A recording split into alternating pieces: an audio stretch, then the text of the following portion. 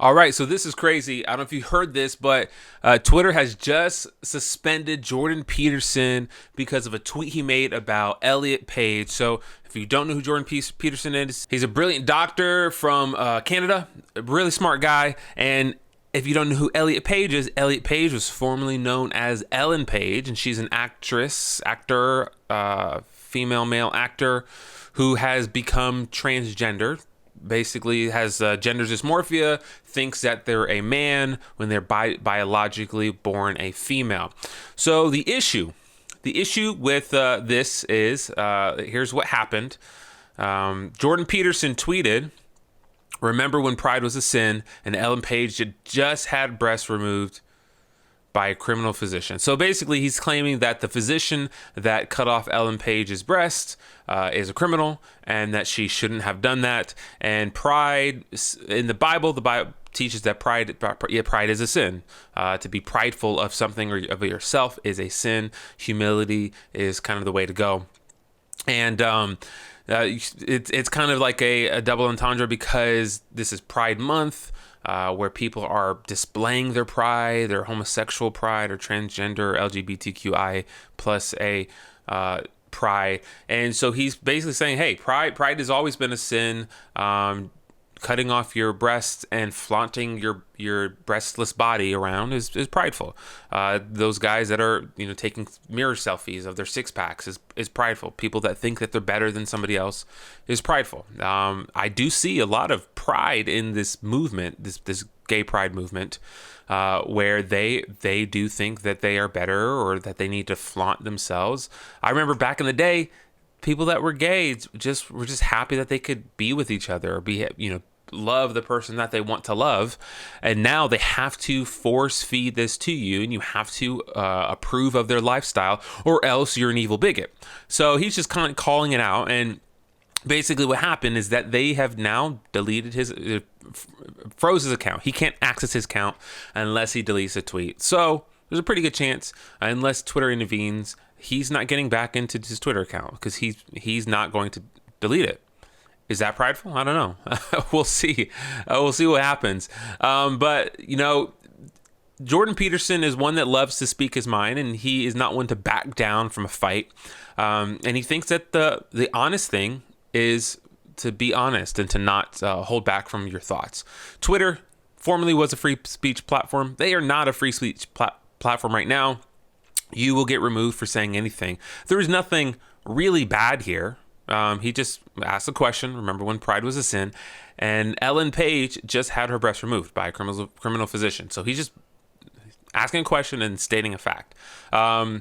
He's calling him a criminal physician because physicians are first supposed to do no harm. And to remove breasts from somebody just because they want them removed is actually could actually cause a lot of harm to this person.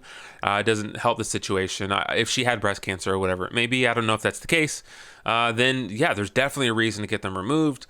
But just because you want to look more like a male or walk around without a shirt on and not, whatever, then it's physicians really, that's not really what they're supposed to be doing, not really their job. But maybe, hey, there's an argument for it. You could say there's plastic surgery, that there's, people get their fillers done and their noses redone and all these different things. Maybe it falls into that realm. Was Jordan Peterson right or wrong? Yeah, I don't know. But I don't know if this. I don't believe that this was a good reason for them to delete this tweet. There's been plenty of times where I've been called, Uncle Tom or Coon or something, which would be racial slurs because of my basis of race, ethnicity, national origin, or be called a cisgender male as an insult, right? Or religious affiliation because I'm a Christian. Those people don't get their tweets removed. So why remove it for this one, right? He's not attacking anybody. This is not a physically hurtful thing. She's not in danger because of this tweet, but they removed it because it's not a free speech platform. So with that being said, I found this really awesome video that I think you should watch on that Jordan Peterson talking about why he believes he should be able to say what he believes he should say. So I definitely think, let's check this out. There's a decision in relationship to the truth. And I believe that this is something that everyone decides for themselves, whether they know it or not. See, I believe that the consequences of telling the truth are, there are no, whatever happens as a consequence of telling the truth is the best thing that can happen. It doesn't really matter how it looks to you at the moment, or maybe even across the years, because you have to, it's an article of faith in some sense. Do you believe that reality is better constituted as a consequence of truth or falsity? If you believe that reality is best constituted as a consequence of truth, then you have a responsibility to speak the truth, and you can't assess the consequences and say, well, that was a mistake, because part of the decision that reality is best constituted as a consequence of the truth is the decision that no matter what happens is the best if it's a consequence of telling the truth. And so that's what I conclude. It's like, this is what happened because I said what I had to say as clearly as I could say it. And that's as good as it could be. Now, whether or not that's good, well, it's good compared to all possible alternatives, all possible realistic alternatives. That's an article of faith as far as I'm concerned. You know, our culture is predicated on the idea that truth in speech is of divine significance. It's the fundamental presupposition of our culture. Well, if you believe that, then you act it out. And you take the consequences. You're going to take the consequences one way or another, you know. So, you want the truth on your side? Or do you want to hide behind falsehoods? That's what principle looks like. There you have it. So he is one that believes that you should be able to speak truth and not be an imbalance of consequence. But the consequence is going to come no matter what you say, especially when it goes against the mainstream narrative and what is being preached in this country as truth, when it may or may not be truth. So, I know that God created man, male and female. Okay, that's the truth. People believe that they're born in the wrong body, so they believe that what God created for them is improper or not the truth. So who are you? Who am I to say that what God did was a mistake, right? God did not put you in the wrong body. God knew exactly what he was doing. He formed you in your womb. So when you believe that, oh, no,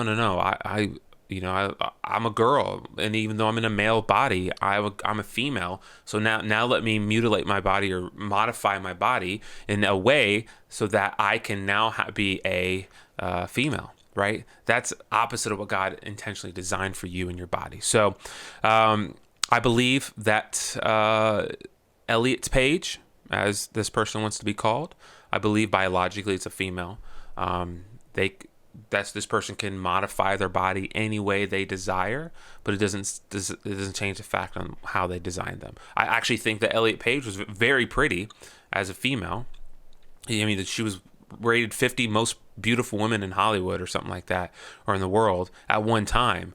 And now this person has some kind of gender dysmorphia where they believe that they are a male, but they don't have any of the actual features or DNA or bone density or testosterone levels of an actual male, because God put them on this earth as a female. And she was a great, very successful actress as a female. It's really interesting. It's really sad. I'm going to be praying for her. I think you should too. I think if you ever come across any person that has some kind of gender dysmorphia, pray for them. I think that's the best thing you can do, and pray that God brings healing and peace to their mind. I've seen people who have gone through this transition and then detransitioned, and they're thankful that they were able to go back. But there's some people that mutilate their bodies in such a way that there is no going back, which is really sad. So there you have it. Yeah, pray for them. Hope you guys got some value out of this. This is Jordan Peterson. We'll see what happens if he ever gets back into Twitter. Well, who knows? Who knows? Okay, guys. Hey, make sure you like, subscribe, and hit the bell notification. I'm going to try to do more videos, more content. If you don't already follow me on TikTok and Twitter, it's @Brock Douglas, and on channels, Instagram as well. All right, guys. Love you. Peace.